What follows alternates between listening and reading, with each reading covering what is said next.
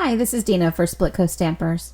In this tutorial, I'll share a fun way to dress up a canning jar lid for gift giving. To start, I've got some 4-inch squares of canvas fabric that I purchased at a fabric store, and I'm going to prepare them for stamping with a couple of coats of gesso. You can use clear gesso for this or white gesso, and I'll do samples of both here so you can decide which look you like better. Make sure you get a good even coat to start. Then let the gesso dry slightly and brush another coat over that. You can use a heat tool to speed the drying up a little bit, and it doesn't need to dry completely between coats. After your second coat though, you'll want to be sure that the gesso and the canvas are completely dry. The canvas will curl a little bit with the gesso, but it's easy to flatten when it's drying. Next, we're going to cut the canvas into a circle using dies. And you can use either size of canning jar lid for this project. For the regular size lids, the smaller ones, you'll need 2 circle dies. The larger one will be about 2.5 inches, and the smaller one will be about 2 1/8. For a wide mouth lid, the dies should be about 3 1/4 inches and 2 3/4 inches. For both sizes, the larger die is just smaller than the inside of the ring, and the smaller die is just smaller than the opening. Before I stamp onto the canvas, I'm going to create a template. So I'm working here on a wide mouth lid, and I've cut my larger circle out of a piece of scrap cardstock. On the cutout, I'm going to trace the smaller circle so I have an idea of where my stamped image will show in the opening of the lid. And I'm going to place the template in my MISTI. And that will help me position my stamp so I can get the image right where I want it in the opening of the ring.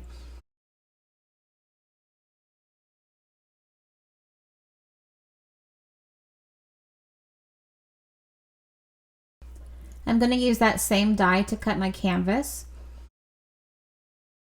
And you'll probably find that it doesn't cut through completely, but it will give you a head start and a good outline to cut with your scissors. So I'll finish cutting that. And then I can replace the cardstock circle in my template with the canvas circle in my MISTI, tape it in place where the tape doesn't get in the way, and stamp right onto the canvas directly.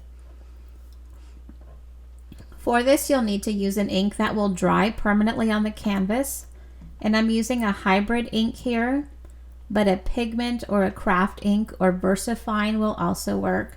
Just think ahead to what medium you'll be using to color your image in, and make sure that you use an ink that's compatible with your coloring medium. Once your image is stamped to your liking, use an iron to heat set the ink, and you might want to lay a paper towel over the canvas to protect your stamping.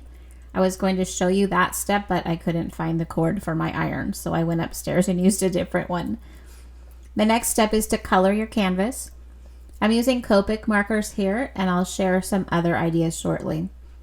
You can layer colors here too. Just watch for bleeding if you don't have a real heavy coat of gesso as a base.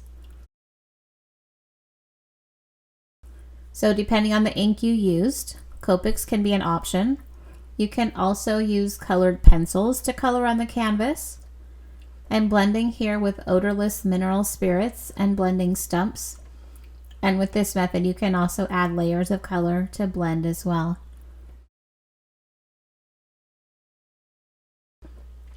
For the background, I'm going to use a little bit of acrylic paint, and I'm diluting it with water so it's more transparent and acts a little more like watercolor on the canvas. For this other sample, I'm using Inktense pencils, and I'm going to blend my coloring out with water for a really vibrant look.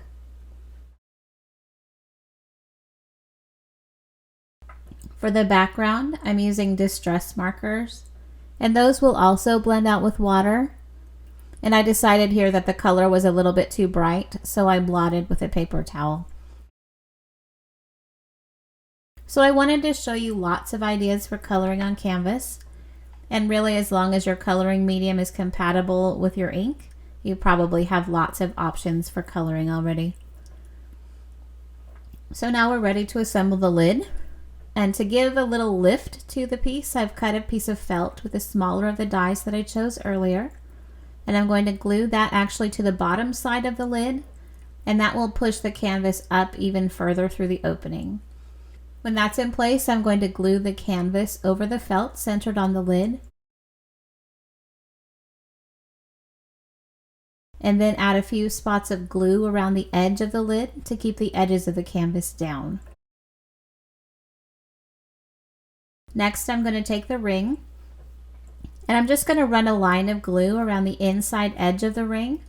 When you do this, be careful where you're holding onto the ring because it will get a little warm from the glue.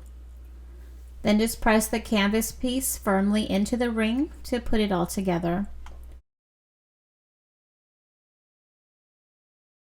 I put this one together as well, and I wanted to show you that the lid will fit on a jar just as it is, or if you're a canner and you have a sealed lid on the jar already, it will close over top of that as well. So here are a couple of mine all done, and I'm thinking these will be great for teacher gifts this year, and each one will be just a little bit different. Thank you so much for watching, and happy holidays.